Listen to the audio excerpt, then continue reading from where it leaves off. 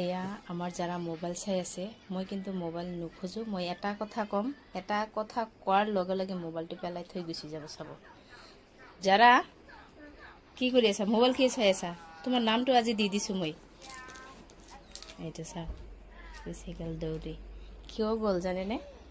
এই যে এটা ভিডিও ওলাইছে মোবাইলটো অফে কৰা নাই এনেকে চলাই থৈ গুচি গৈছে এটা যে ভিডিও ওলাইছে পুলিচে আহি ধৰি লৈ যায়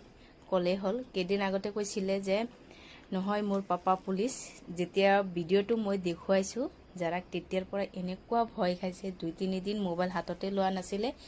এতিয়া যদি অলপ চাই কলে হল যে